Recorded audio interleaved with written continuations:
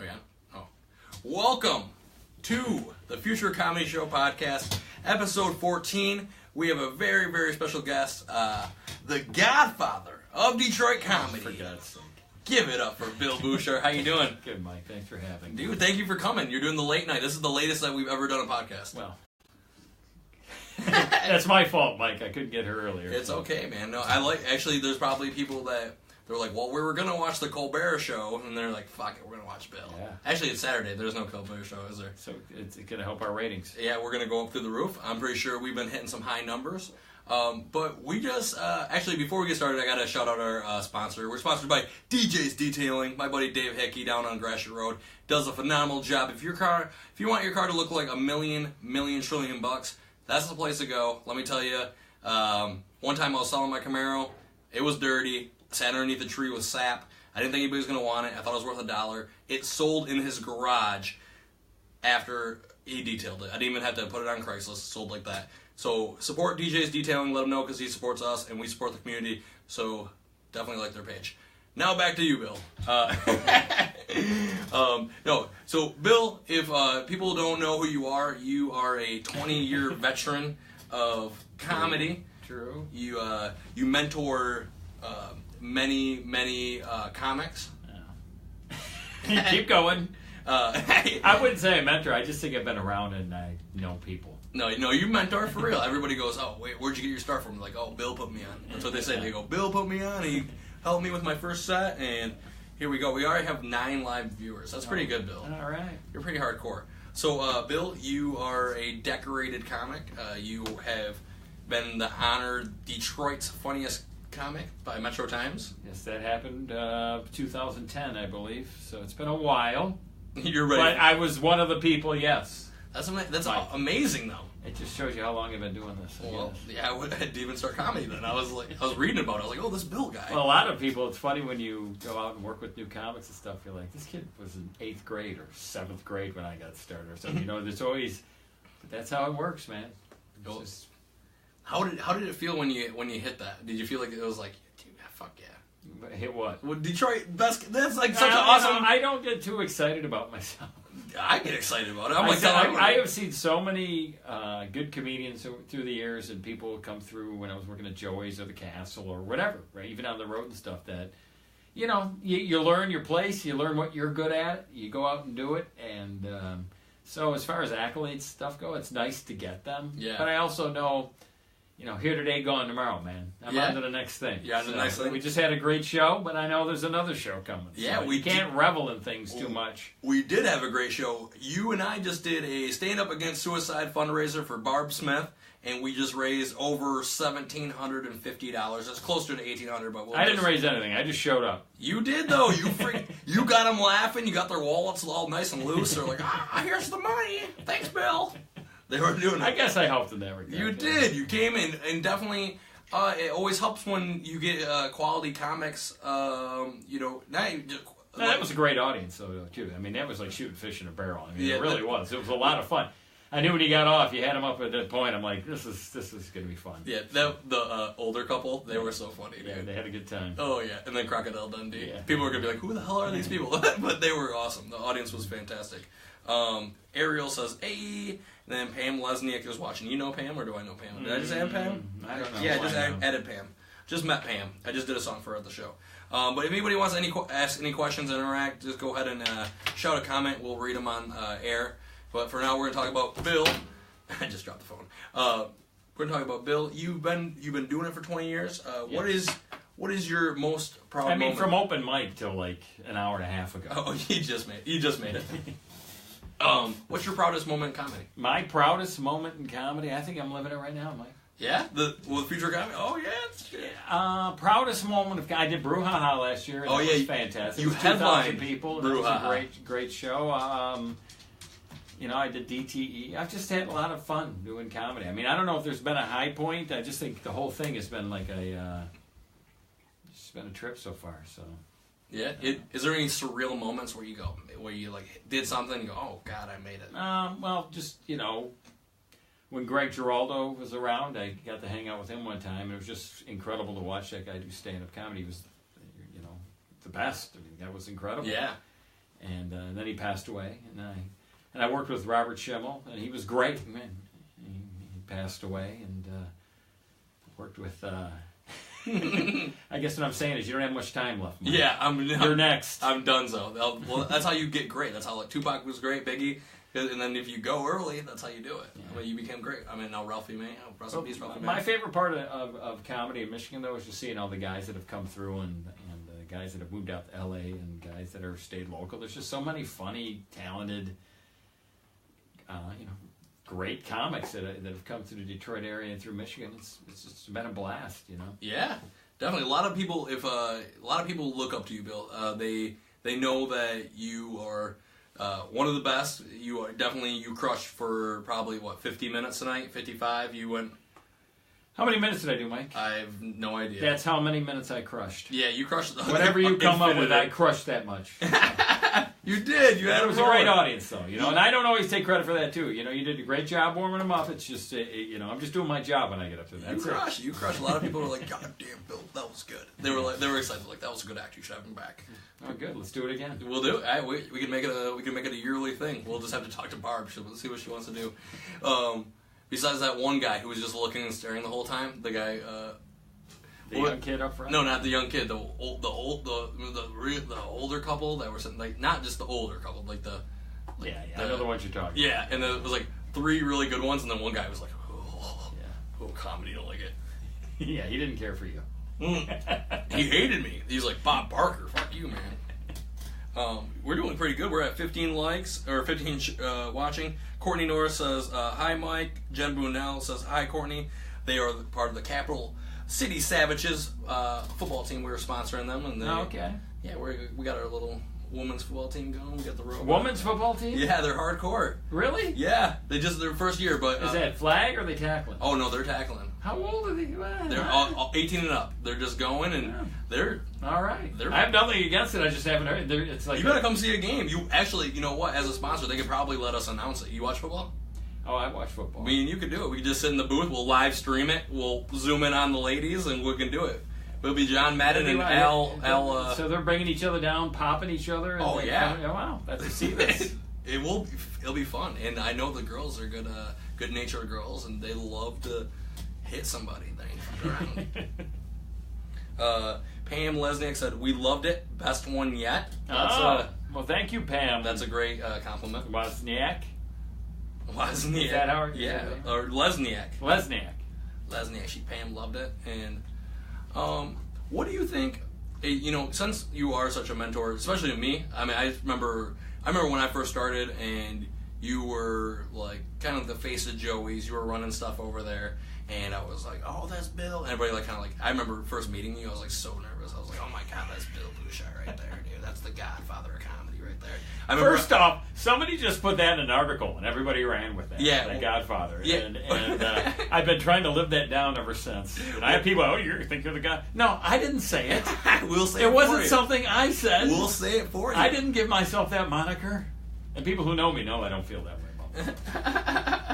My mom just texted me. She says, "Good job, love you." Thanks, Mom. Appreciate that. Oh. But no, I really did. I remember seeing you. It was at Mike Jeter's show, and I believe Dave Landau was headlining, and you were there. Which show? It was my Christmas show. Okay. It wasn't. It was like 2 years ago. Okay. I remember seeing it. I was like, holy shit, there's Bill. I was like, don't be weird, don't be weird. I was like, hi, Bill. How you doing? I'm like, Bull. Then you're like, get the heck away from me. I remember you. You were a little weird. Yeah. I'm just kidding. Well, I'm like overzealous. I'm like, hey, good to meet you, man. Let's work together. And you're like, we'll see. We'll see what you got there, kid. Well, as long as you're sticking around, Mike, I'm going to see it. That's the way I look at comedy, too. Yeah. When you see people get started in, they're enthusiastic, you know you're going to end up seeing them around at some point. And that's the small. You got to have something wrong with you to get in this business, and then to stick with it, you're even more fucked up. That's what my girlfriend just said to me. Yeah, she's like, you got to be a fucking weirdo if you're doing comedy. A little bit of, some ego, some low self-esteem. No, we mix it up. Hunger for attention. Yeah, there it is. There it is. That's the trifecta. What was it that got you into comedy 20 years ago? I don't even know. I just kind of quit myself into it. I had a series of crap jobs and whatnot, and I just saw an advertisement for a comedy class. I actually took that class at Ridley's, and that's what got me focused. And back then there was a lot more clubs in the Detroit area. We probably had 8 rooms. Really? And there was so I got in to MC at some places, and because the class of people with me, it was like me and Sal D'Amelio and Rob Little and a guy named Kevin Zeal. I mean, oh yeah, there's like 5 of us. There was literally like 5 guys that started the year we started, and there was like I guess there was a long gap before new guys came in, and there was a long gap kind of after us. So we got a lot of opportunities that guys don't get now. We worked a lot of clubs in the area and stuff. So there was a lot of work, a lot of stage time back then too. There was a lot of stage time. I mean, like right out of the gate, Mike. I mean, I did like 9-10 open mics, and next thing you know, I'm emceeing at places, and I'm doing it almost every week. Holy moly! So you just kind of fell into the role, and I just kept going up at different places. I do Chaplin's, and I do Joey's, and I do the Castle, and I do Lansing, and I do Toledo. Then I'd start over again, and it was just that's all these. And fantastic. there was a lot of little clubs too. So it was a lot more opportunity in regards to paying work and more structured clubs than there are now. Not that that's just the way it is. Now I see a lot of guys doing showcase shows and doing bar shows and stuff, but you got to do what you got to do. You got to create the stage time, and that's just the development of where comedy has gone and is going. A lot more entrepreneurial stuff than there used to be.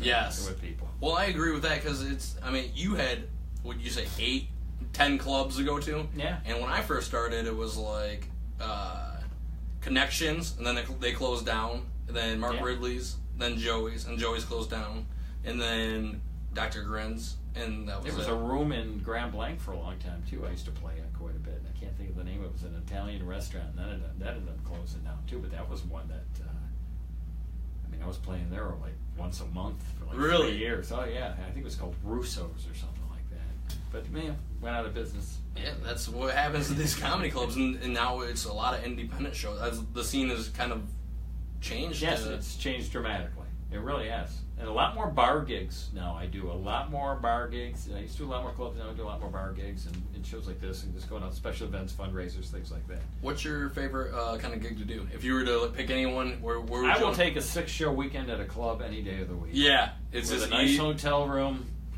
and captivating crowd. But I don't mind doing bar shows. I enjoy it. I just like getting up and trying to make something happen. And you do. Sometimes I stick to the script more. Other times you get an opportunity to go off and try new things and stuff. But tonight was more of to keep it tight and you hit them with the hard jokes. Oh, you did. You had them rolling from start to finish. So that's the kind of gig I feel very comfortable going into, these bar gigs. Yeah. Because I'm just so used to them now. I mean, they used to terrify me. Now it's like I get more nervous when I do a club. Like when I did Dr. Grin's the week of just before Christmas, like the 23rd. But the nervousness of getting back into a club because I did so many bar gigs up to that. But it went great. It went great. But you just get in the mindset of how you treat people at a bar gig isn't exactly how you're treating them at a What's the difference? A little more rough and tumble, a little dirtier. I think I can get on them a little bit too. I just think it's a different vibe in a bar. So sometimes it can be better, sometimes it can be worse. I like bar gigs. I mean, because that's what they should call me, not the Godfather. They should call me the king of the bar gig. I'm the Godfather of bar gigs. Well, that's the king of bar gigs. That sounds like a DJ name. But you, what is there any? There's not a heckler that strikes any fear in you. You've probably seen it all. No, I've been messed up by hecklers. Sure. What? But I think now over time of doing this, you could control it because you've seen so many different effed up situations over the years and over each show that nothing really surprises you anymore. So you just if you can keep your take a deep breath, keep your breathing right. Yeah, you can handle anything. Is there any heckler stories that? I actually saw a Navy SEAL said that when you're in a stressful situation, the first thing you need to think about is your breathing. Yeah. And sometimes I do that when people start to freak out in the audience or start screaming or whatever. I was with you that one time that a fight broke out. Remember? Oh my God! I acted like I didn't even see it. And I just kept going, and these people are fighting in the corner, and I just stayed calm, and it took care of itself. You did. Show went on. You act like nothing was happening, and this guy literally broke a glass on the floor and stabbed this guy in the face with it. I mean, that's not really funny. There's the highlight of my career. We found it. But you literally just was like, huh, and you just kept going, and literally the other half of the room didn't even know what happened. And I know other comics have had this happen, but I was, I don't know where I was. I think it might have been Joey's guy was in the front row, wasted, threw up right in his glass. While I'm watching the show, right in his glass. Yeah. And I've heard other comics say the same. So that's really not too uncommon. People throwing up. Instead of leaving, they just throw it up in their glass. And, You know Eric Fady? I know Eric. Oh, so Eric and I were at Sunday Night Funnies, and he's like, "You look like a guy who can get laid. Let's go hang out." And we went out, and he took a shot of tequila, threw up on the floor, and then just stepped on it and rubbed it in like nothing happened. He's like, "Yeah, nothing to see here." I know Eric. I told Sounds like the same dude. Yeah. Eric's really progressing. I like him. He's a good guy. I love Eric. He's going to be doing a fundraiser for the homeless. He's going to be sleeping in his car in February. So I think I'm going to go park next to him. He's doing a fundraiser for the homeless by sleeping in his car. Yeah. To bring awareness. Yeah. It's like those people that sleep in the doghouse. Yep. Yeah. And that's what he did. I think. Big difference. They don't have parkas. Yeah. Okay. Eric's going to be wearing a heavy coat. Well, I'm gonna park next to him. I'm gonna put a mattress in the back of the Aztec. I'm ready to go. You drive an Aztec, dude. It's the sweetest car. Sweetest car in the world. Where do you see those? I couldn't even believe it when I walked out. I'm like, who's the asshole driving the Aztec? And you're like, that's mine. Dude, it has a cooler right in it, Bill. You can put goodies in there. You can pack your lunch. Hey, you just don't see them a lot. That's all I'm saying. Dude, once you, I got a group, it's called People with Badass Pontiac Aztecs on Facebook, and I got probably about 60, 2 members or something like that. And once you open Pandora's box and you start thinking about Aztecs, they'll be everywhere. And now I'll see them now. I just planted this in your mind. Yeah. You're gonna see them everywhere. You're like, damn you, Mike Ball. I can't get these out of my head. You got a red one too. It looks like a fire engine. Yeah, I feel pretty fucking cool. I'm like, not only do you have an Aztec, you got one that sticks out like a sore fucking thumb. Yeah, and one with painted hubcaps, black. I mean, this is what you get for $50. You don't get much more Saginaw than that. Well, I bought it from in Flint, but okay. but same thing. Sister cities. That's what they are. Let's see. Scott Billingsley said the show was great. Bart has helped me a lot, and so many others. Glad it was a success. Thank you for the fun evening. No problem, Scott. Thank you for coming out. And Scott was challenging me. I think he raised $1,250 for Scott, and we kicked your ass. We kicked your ass good, Scott. But we appreciate that. Colton M. Cole's watching. What's up, Colton? How you doing? Colton just hosted a show. You know Colton? What? It sounds familiar. He's from Indiana. Very funny comic. He has a wheelchair, and he's hilarious. Nope. Is he in a wheelchair, or he just has one? No, he has one. He needs it. Okay. I think I might have met. That sounds familiar to me then. Yeah, very funny guy. I think I'd remember him though too, but yeah. Maybe. I mean, several people in wheelchairs in comedy. Oh yeah. So, they're out there. They are. Who isn't doing it? Yeah, it's the newest act. Guitar act. Fuck that. What was your biggest influence in comedy? My biggest influence? Oh boy, that's a good question. I've never really thought about it. I would say, when I first got into it, I watched a lot of Dennis Miller. He kind of inspired me. I think I was really into him when I got into it, and then I wrote every joke like Dennis Miller would say, and all that stuff. And then, but when I was a kid, a lot of Don Rickles. So. Don Rickles, I went to Catholic school. They told us we couldn't watch him, so the first thing we did was watch him. Oh yeah. Whenever he was on the roasts or he was on the Tonight Show, and I've always enjoyed the guy, and so I think that was quite a bit. And Sam Kinison.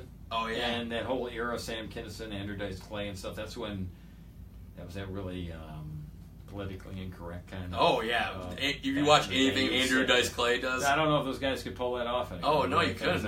You get Twitter handled. You get Twitter handled quick. Well, that's really when you're talking influences like that era. Yeah. And I can see some of them. Like, I'm not saying you do them, but I can see the influence in your act. A lot of high energy. You interact with the crowd. You're fast paced. You're loud. I mean, it is kind of a mixture of a few of those guys. I was on a tour for a long time. I'd say 2 or 3 years. Did a tour with a guy named Steve Brewer, who's out of Michigan. I don't know if you ever met Steve, but he put the thing together called the Dirty Tour, and I used to work with him quite a bit. And I learned a lot working with Steve. He was fun to watch, and he was a guy who brought a lot of energy, and you could see the difference when working with other comedians. Just the reaction sometimes of the energy level you bring in, and the fun. Yeah. Do you notice that if like if the show doesn't get to a good start, if there's not a strong host, that the whole show can. Oh, I will turn on the audience, Mike. You'll turn on. You've seen it. I mean, I don't think there's a comedian out there that hasn't seen me have some fucking meltdown at some point, because I've had plenty of them. The funniest time I that will you turn on the audience. The time you turned at Bottoms Up, and you turned on. Well, it's like you. Was that the last one I did? Yeah. Bottoms Up. Yeah. It was. You did great. Everybody had a great time. You didn't feel like you did well. I mean, you put a thing that you said this is what it feels like bombing, but everybody told me you did great. But the whole time you were just yelling at a lady in the front, you're like, "They're just jokes! Do you get it? They're jokes!" And then you got your hardcore. Those are 3 nurses. I remember that. Yeah, and your eyes get so big they like come all the way out, and you're just like, "Jokes! They're jokes!" I think even that's just playing. Yeah. I think people think I'm serious. Yeah. You know, when you start to do that, but I'm just trying to get a reaction, and I'm just trying to make something happen. And that's kind of how it happens. Is you just trying to crack the seal on the show. Oh yeah, you throw shit out the wall and see what sticks. That's fantastic.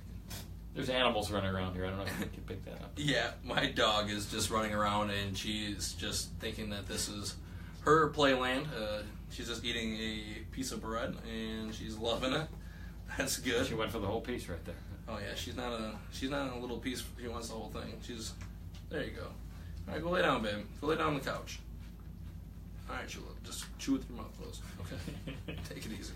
Let me see. 7 live viewers. We're killing it. We're doing the late. This is the first time ever doing a late show. We're getting the bar crowd. We're getting they're fucked up. They're just watching like, oh, that Bill, I know him, dude. He banged that robot in the mouth at the end of the show. I can't believe everything you went through to get. You take all the stuff out of here. You put it all up you take it all out of the bar. You put it all up in here, and you get yourself a little studio. Yeah, it's not too bad for a living room, you know. I actually thought when I was watching the video you did earlier, you did it at the bar. Oh, you did it here? Yeah, you got to do it here because 2 bars are way too loud. Okay. You can't get people to. I didn't know if they could. I didn't know. Yeah, people were filing. I didn't know if there was nobody in there when you did it. Oh no, this is the studio. This is where the magic happens. Bill said it looked like a porn site. It could be. It's all magic. We take it down their blinds with paint on them. It's not pretty. But if you have. So what you've been doing it for a long time. Is there any goals that you still want to achieve? Is there anything that you want to put out at like this? I would like to continue to do this for 3 more years on a consistent basis and then retire. Yeah, and that's about it. What would you do if you were retired? I don't know. Work at Walmart or see what regular people do. I just can't even remember what it is to have a normal freaking job. Yeah, I don't. So it's not something I'm looking forward to. But you know, in my opinion, this is a young person's sport. Really? And you know, I just do. I think it's people come and go, and I just don't know if I see myself, you know, doing this into my 60s or anything like that. That's not the plan. But but who knows? Who knows where the hell I'm going to be, Mike? I might still be doing this. I don't know. You could be. Yeah, I don't know. Well, I believe it, but and that's a plus to some things in life. It's not knowing. Yeah, well, you really don't know what the hell's going on. You could get picked up. I've told my wife I was going to retire probably 20 times over the last 4 years, and I just keep going back out and doing more shows. So. Yeah, but isn't it fun? Is it still is fun? Oh, I love it. It's still fun. No, don't get me wrong. I don't have a problem with comedy, and I don't. I love it. I do, or I wouldn't be doing it. There's a little, that live show and not knowing what's going to happen, and it's all fun, man. That's the best part. Not knowing the nervousness, that before you go out there, that's my cocaine drip. Yeah, yeah.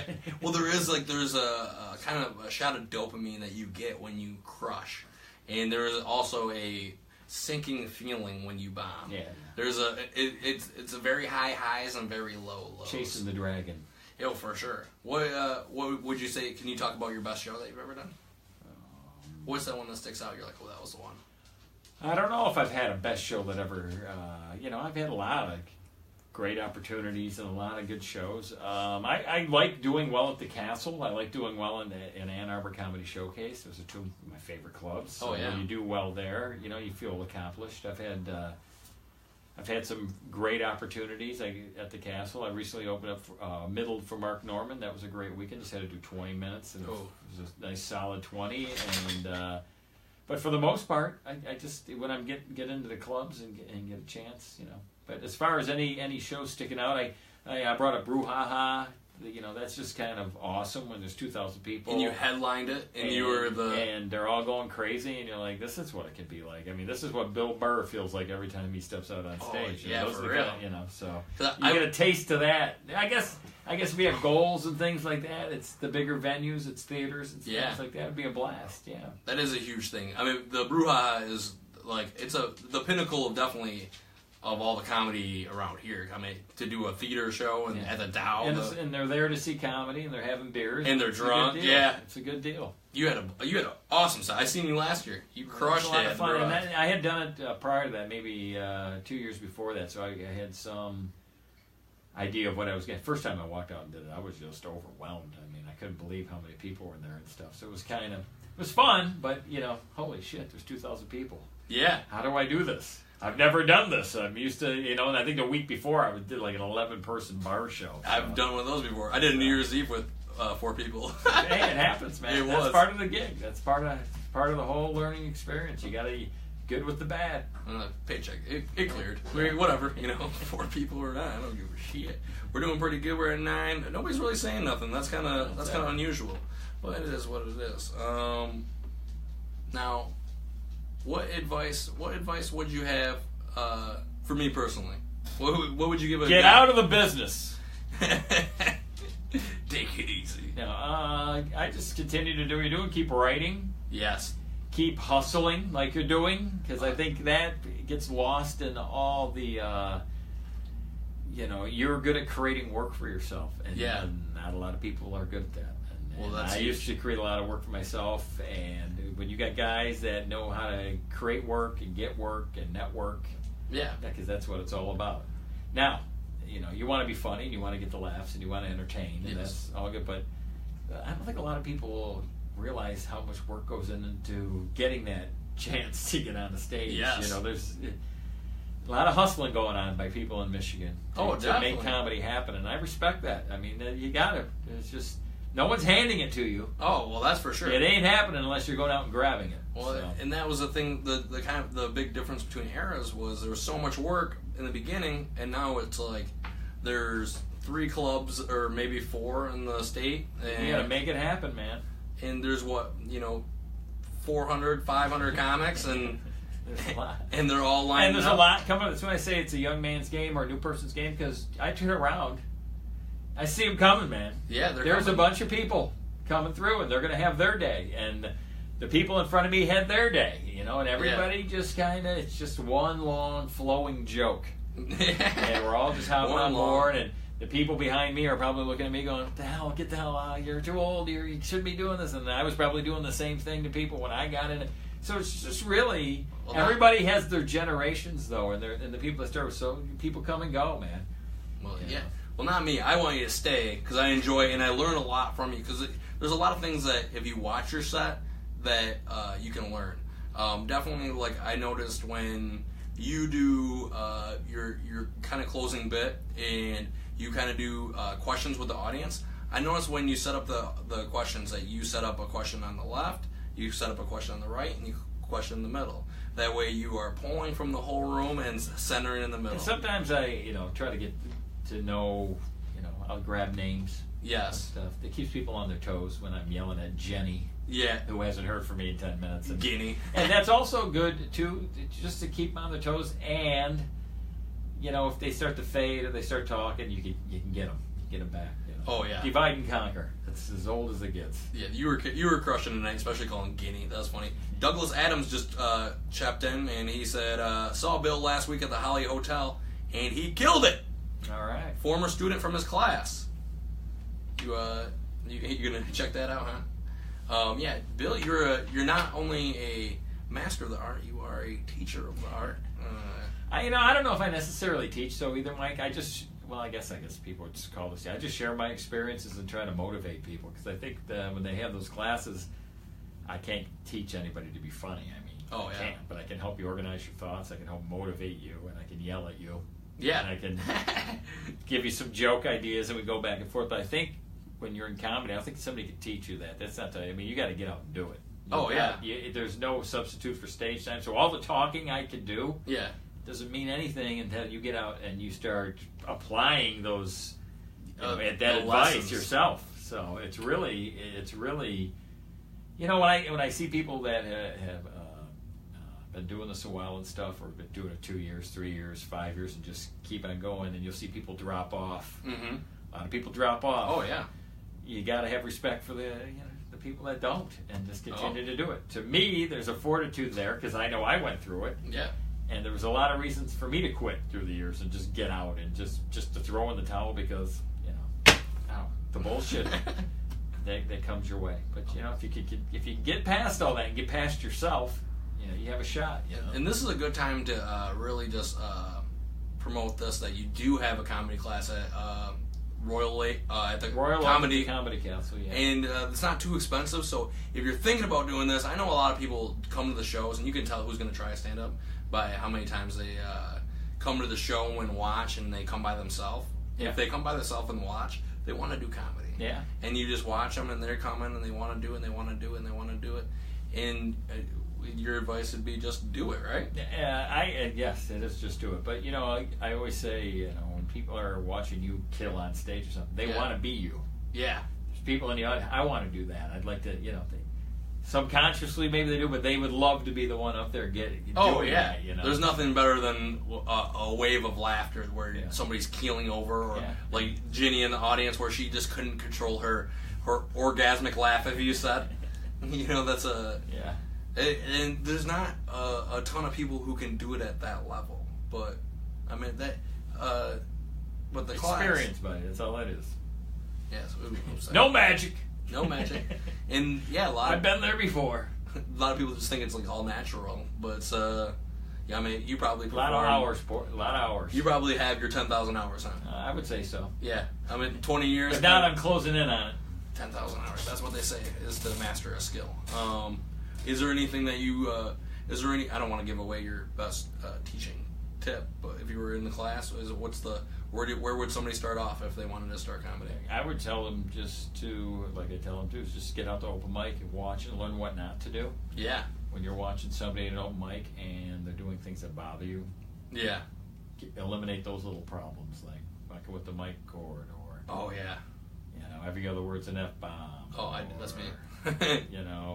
Just all those little things that you want to lose so you get better. Yeah, so they're not distractions. Get those distractions out of it, because when you're flipping that mic cord in the beginning, that's all people are staring at as you're doing that. Or somebody who can't get the mic out of the stand and like... Yeah, I've seen. I saw somebody pull the mic out of the stand one time and hit themselves in the lip, and it's bleeding, and they didn't know, so they're doing the show, and their mouth's bleeding. Oh my gosh. And it was the coolest goddamn thing. So cool. You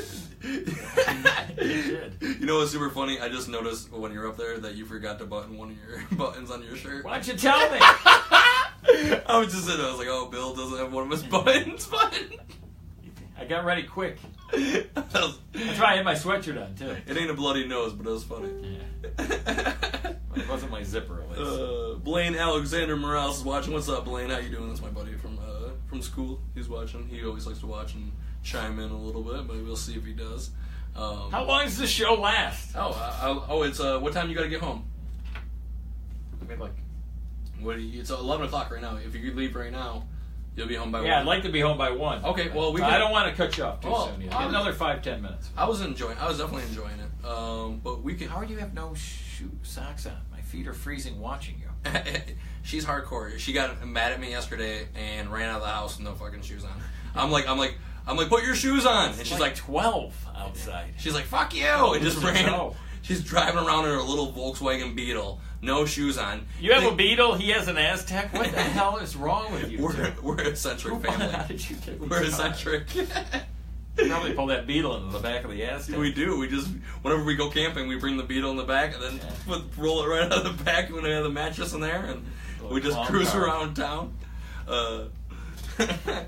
What's a comedy club horror story? Like worst thing that's ever happened? Oh man! Like, I mean, funny wise, I don't want to hear about I was in Bloomington, Illinois, at a place called Treehouse. Already scary. And I was picking on this birthday party. Yeah. And the waitress, so we're going back and forth, and they were kind of heckling me and stuff. So this waitress goes over to him just to say, can you guys keep it down? She goes over and says, this girl gets up, punches the waitress in the face. I'm on stage while all of a sudden, next thing you know, glasses are flying, tables are flipping. These people are fighting. I'm standing on stage with the microphone in my hand, trying to act like nothing's happened. I mean, they fought and they fought. And they went out the door, and that was like half the friggin' audience was gone, fighting, screaming, yelling. The wait staff comes in, girl's face is bleeding. Guy, the waiter's not the waiter, the bartender's shirt's torn and everything. He goes, "Keep going!" He yells at me. I'm like, all right. Oh shit! So there's like 6 people left, and we're trying to pretend none of this ever happened. So that was. Oh my god! He yells at you. I've seen a few fights break out at shows, and just a lot of little things. Nothing really stands out. I've been very lucky in a lot of ways with that stuff. Yeah. I've pissed people off with the picking on people and stuff, and had people walk out. But a lot of people consider that a feather in your cap when that happens. Yeah. So I've done that on dozens of occasions where I've thrown people out for heckling, and I've seen a lot of great things though. Running open mic, I saw Ricardo Flanagan choke an audience member one time. It was probably the single greatest thing I've ever seen happen. Why did he choke him? I was heckling him, and really? He said the wrong thing, and Ricardo was like, you know what? That is hilarious. I think in his mind he's like, this is for everyone. Yeah. And he grabbed the dude, and the dude was freaking out. I mean, Ricardo was a big dude, and it was just great. That's great. Ricardo's actually headlining 2 shows coming up in February. Yeah, so he's great. Oh, he's a great, hilarious, funny guy, great comic. He's gonna crush. And he's gonna be here. So if any of your hecklers want to come out to the show and try to step up, we got somebody who ain't fucking around. Yeah, he wasn't. But that was I got a bunch of those types of stories. I've seen. Watching what other people do is always entertaining. I like to watch the audience. I like to watch the audience's reaction when other people are on stage because they crack me up. Because you can see what when a joke hits, you can see who really was affected about it, or when they do a blowjob joke, and then 2 girlfriends look at each other like, oh, that was you who do that, and then point. That's always the best. That's my favorite. I have nothing but disdain for anybody who goes to a comedy show. Yeah, you're quick. Why are you here? Get a life, you fool. Why are you laughing at me? Quit it. This whole time you've been offended. Everybody's been laughing at you. Why are you here? Why do you keep showing up? If you didn't show up, we wouldn't be able to do this. This is nice. Yeah, do you like my snowman? I feel like we're on QVC. Yeah, my mom. That's my mom's. She. There's only 4 left. Call now. Yeah, if you want to buy one of these for 2 easy payments of $39.99, I will sell you the snowman, and the money will go to my mom. Barb Smith just says, thanks Dan and Bushart and all those who attended. Bet it was a good time. But that's the lady that we're raising the money for. All right, thank you. Yeah, Barb, thanks for watching. And we had a great job. Dan did fantastic. Bill crushed it. I did well as well. It was a good show, Mike. It was a good show, Tom. It was a good show. It was. People were laughing. Jenny was... The MC was too nervous, so he said some funny things, but I think he bolted a little early. I think if he'd stayed up there, I think he forgot some things too. Yeah, but he was nervous, so he had to start the thing. And it's hard. The first spot is always hard. I thought he did good, but I wanted more out of him because he said some funny stuff. I'm like, yeah. And he's like, I'm bringing Mike up. I'm like, oh, yeah, you threw in the towel. Well, it's a tough spot. I mean, especially when I first. But they seemed into it. They seemed into it when he got up there. And oh yeah. So. Well, I think the first one is almost like That's the tough spot. It's the toughest spot, and it's almost like you're biting the bullet. I've done that spot so many times where I've done my best 15, and where it usually crushes, and it just does okay, and you go, and then you never get any credit for anything. Mike, when I got into this, I had a job before I did this full time, so I was emceeing, like I said, all the time, but I emceed for 7 years. I didn't want to move up. I mean, I was working all the time. I was working this extra supplemental income to my other job. Yeah. This is fantastic.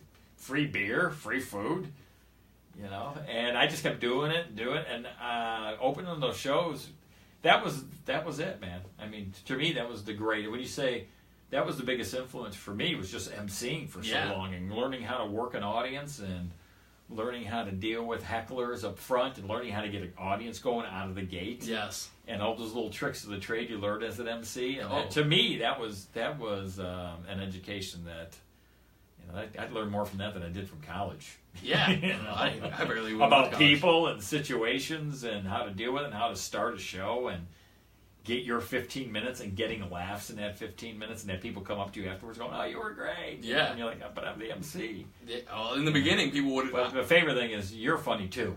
Yeah. I always feel like they can throw you a bone. My worst thing was because I emceed my shows for probably the first 3 years I did stand up, and I always hosted. I never let anybody else host. I was like, "This is my show. I'm going to host." And people would always come up to me and they always say, "When are you going to do a set?" And you're like, "What? What did my chopped liver? What was this?" That's what people don't get it. They just they don't understand the whole structure of a show and that the MC is a comedian. Yeah. And I love it too when you do a show and you're standing there. It's the feature, the headliner, and the MC, and they don't like the headliner. They don't like me, but they'll tell the feature, and they act like you're not even there. Oh. And not that I care, but it's just so funny to me how people will do that. Like, "I liked you better than the last guy." "Hey, I'm right here. I can hear you." That's so funny. Like when I'm like, you do well. Obviously, the majority of the time, that's how you get work. Is being good the majority of the time. But there are times that you just have an off night. Something happens. And I had one of those nights, and you know when you have that night because people won't look at you in the eye. Oh yeah, they don't look at you. You're like almost offended. It's like or embarrassed. It's like you have herpes. They're like, "Get away from this guy. This guy is disgusting." Yeah, and that's so true. They just walk by like you weren't even up there. You're like, And it is the worst because you always put your heart and soul into every performance. You're like, "This is gonna be the one. This is the one." And then if you eat shit, you're literally like, and no one's there to battle you out. Oh no, those are long car rides in the Aztec. I'll tell you that. Billy Reno just says Bill always puts on a great show. Thank you, Billy. Yeah, Billy's out on a check is in the mail, my man. Billy's on a tour right now, the Broken Road tour. He's out with Ted Moss. Ted on a camper. Yeah, they're in the camper together doing some Broken Road comedy. Brokeback. No. Let him right into it, Mike. Oh yeah, well we did it. But that's gotta be fun. Have you ever wanted to do that, where you just get a camper and just go, or? No. Yeah, I don't want to do that. You like staying home? I went on a road trip with Zach Martina one time. We drove to North Dakota, and it was just too far. Yeah. Too far to drive to do comedy. North Dakota's the shows that we did. Yeah, North Dakota's not a... it's unbelievable. It's like a whole other country. It's like It's unreal. Desert land, isn't it? It's like a wasteland. Just go out there, there's like a couple mountains in the range, and then nothing. And then there's that. But hey, let's get you out of here so you can can drive home. But hey, thank you, Bill. You were fantastic. Thanks for having me. I love working with you. I appreciate the work. You know that. So. Well, I appreciate you, and really, for me, you are a mentor to me and a lot of people, and I really appreciate all you do. I want to thank your production assistant too. She's doing a great job. Oh, the producer, shit, Serena White behind the iPhone 7. She's the brains behind this organization. She doesn't wear shoes. She doesn't wear shoes, but yeah, she's shoes. She's like a Steve Jobs. She's like, we don't need shoes. Well, those are useless. Who gonna wear shoes? But we're gonna get out of here. Thanks for everybody who's watching. Steve M. Roma just said saw Bill at Holly Hotel last week. Loved it. Thanks for watching, Steve. Thank you for coming. Bye. Bye. Fantastic.